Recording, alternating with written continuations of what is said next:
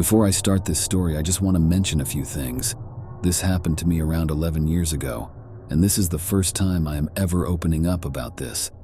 At the time of this story, I was a fresh out of high school 18-year-old freshman. Back then, I was about 5'7" at around 170 pounds, so not the biggest but not the smallest, and I was transitioning out of my typical nerdy and skinny guy phase, so I was still easy to pick on and pretty scrawny. I've beefed up a lot since then, mostly because of this one night alone. I don't wish this upon anyone, but I'm glad it happened to me in a way. Anyway, I'll just get to it. It was the night of the most anticipated college party of the year, hosted by the enigmatic fraternity known as the Phantoms. I know, kind of a lame name for the biggest frat group in the college. I had heard whispers about their legendary parties since the very start of my first semester. Everyone said how lit their parties would get each year, and how you didn't need to be part of any fraternity to take part, which was good for me since I didn't have many friends, let alone be part of a fraternity. The only catch was you had to dress up as something spooky, sorta like for Halloween. When the day of the party finally came, I got the address of my good friend at the time, Rob. We looked it up in our phones and it showed the location, probably 25 miles off campus. Being the stupid and naive teenagers, we thought nothing of it and decided to go anyway. We had our costumes already prepared days prior. I was gonna come in as a zombie and Rob was gonna go as a Reaper. Unoriginal, I know, but we cared more about the party than the dress-up aspect. Rob and I arrived at the location after hitching a ride with our mutual friend Joanna. It was an old mansion that looked probably about 150 years old. The dilapidated structure loomed ominously, its windows shattered, and ivy-covered walls adding to its eerie ambiance. I glanced over at Rob and he looked visibly uneasy, but I figured it's because it was about to be our first party ever, so I brushed it off and convinced him to come in. As we entered, the scent of cheap beer and the thumping bass of the music welcomed us. The air was charged with anticipation and the promise of a night we'd never forget. The party was in full swing, with students in various states of inebriation dancing wildly and laughing in manic hysteria. The Phantoms had gone all out, decorating the mansion with macabre motifs, cobwebs, coffins, and flickering candles that cast grotesque shadows. The name Phantoms began to make sense to us now, given the costumes and theme. We wasted no time grabbing drinks, splitting up and having a good time. As the night wore on, I began to feel increasingly uneasy, which I figured was because of all the beer I had consumed. The revelry had taken on a frenzied tone, and the costumed partygoers looked more like demons and ghouls as the hours passed. Soon I realized that the number of guests seemed to have dwindled. Where once there had been hundreds, now only a few dozen remained. I must have got carried away in the midst of the fun and stayed way longer than I intended, but it didn't feel like I was there for more than an hour. I tried to locate my friends in the sea of distorted faces, but the shifting lights and disorienting music made it nearly impossible. Panic gnawed at me as I stumbled through the mansion's labyrinthine halls, each turn leading me deeper into the darkness. Then, as I continued to sweep each room for my friends, I found a room that sent shivers down my spine. The door creaked open to reveal a chamber of horrors. There, in the center of the room on a blood-stained altar, lay a lifeless body, surrounded by candles and eerie symbols which resembled runes and pentagrams. My heart raced, and I realized this was no ordinary party. It was a nightmare come to life. I couldn't help but open the door ever so slightly more to see what else was inside. And that's when I saw him. A man in a pig mask wearing a stained apron, staring straight back at me from the corner of the room. I froze for a moment out of pure fear, knowing that the only thing separating us was the altar and a pool of blood on the floor. Suddenly, he darted towards me, shouting for me to get back. I bolted out of the room, desperately seeking an escape. I must have ran for what felt like an eternity, but I was getting tired, so I checked behind me if I was being followed, and decided to hunker down in one of the rooms to catch my breath. I opened the door and found a group of terrified friends who had also become trapped in this surreal nightmare. We huddled together, frantically scheming to find a way out, but the mansion seemed to have a sinister will of its own, shifting and changing to confound our efforts as each and every corridor looked the same. As the night wore on, our fear deepened, and by now 4, we realized that the Phantoms' party was no ordinary gathering. It was a trap, a sinister ritual that had ensnared us all. The mansion itself seemed to be alive, feeding off our fear and tormenting us with visions of our darkest nightmares. After waiting an hour or so, one of the guys there peeked through the door and noticed one of the windows in the back of the room opposite ours was unlocked. Luckily, we were only on the first floor, so jumping out wouldn't be a problem. One by one, we sneaked across and jumped out, ensuring not to break any bones on the descent, and scattered into different directions.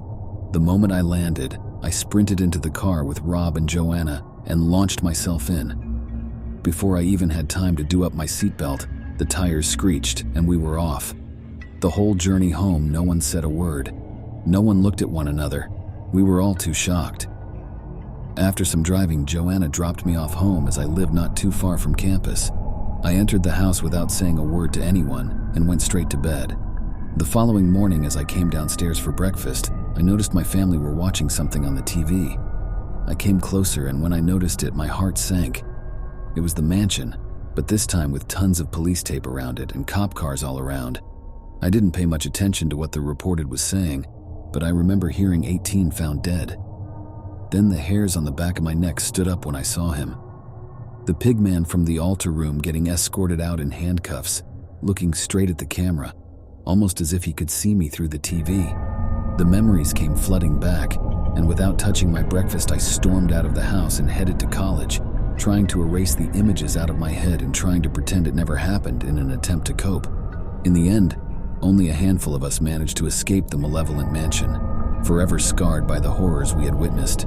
The Phantom's party had gone terribly wrong, and we were lucky to have survived. But the memories of that night would haunt us for the rest of our lives, a chilling reminder that some nightmares are all too real. This would be the first and last college party we ever went to.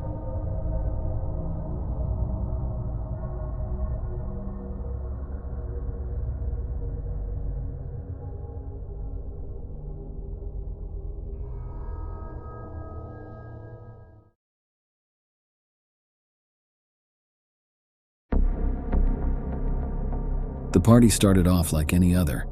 I was excited to spend a Saturday night at Tom's place, a friend from work.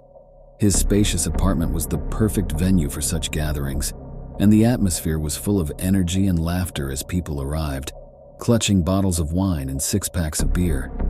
I greeted familiar faces and embraced the comforting familiarity of the situation.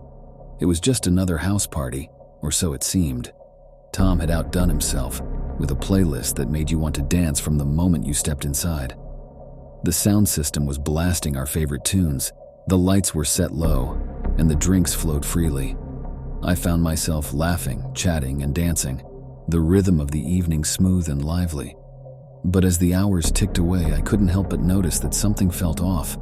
The air grew thick and heavy, and the music that had once been a joyous backdrop seemed to take on a sinister tone.